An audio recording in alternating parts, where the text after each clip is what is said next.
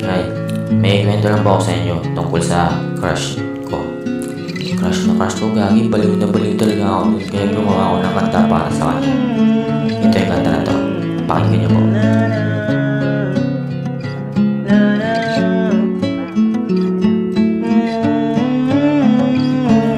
Isang babae na agaw pansin sa aking mga mata.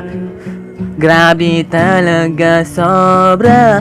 Sino ba hindi magkakagusto sa kanya? Siya po ay crush ko simula nung una.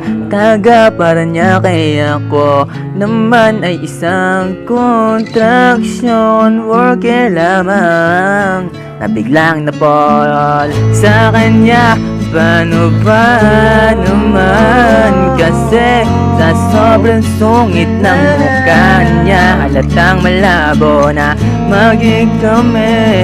Pero ako naman to si boy na laging nagpapapansin sa kanya para lang mahulog ang loob niya sa akin, diba? Kaya hinanap ko agad ang ebene mo. Nagbabaka sakali lang naman na baka wala kang nobya. Buti na lang talaga, Baka may pag-asa. tropa ko pinsan niya. Kaya agad ako nang hingi ng tulong sa pinsan niya. Naku, ano pangalan mo sa FB o sa IG? Agad naman binigay ng pinsan mo yung pangalan mo. Kaya naman laking tuwa ko nung nalaman ko na FB mo. Kaya naman agad sinat ko agad ito. Baka maunahan pa ako sa mga tambay dyan sa kanto, kasi balita ko madami doon nagkakagusto sa iyo.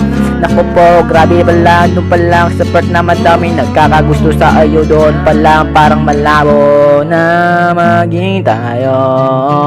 Na na na na. Na na na na. First. Pero G, napapasalamat pa din ako hanggang makalipas ang 3 days. Kakahintay sa angsip mo, sa wakas ay nag-reply na. Kaya naman laking tuwa ko nung nalaman ko na single ka sa'yo pa mismo nanggaling ang salitang single ako. Kaya naman hindi pabigila, kinilig habang yung profile pic mo ay nakabukod sa akin bibig. Tapos dun na nga naging close kami. Long time na yun, hindi mo na ako nagmadali maligaw. Hindi niya pa nga ako kilala nung time na yun. Pero kung siya sumama sa akin, alam niya, sabi niya sa akin ay mabait daw naman ako. Tapos hanggang sa dulo, Sana. kaibigan lang pala Bisita pala, talaga. yes. Bam, I miss you.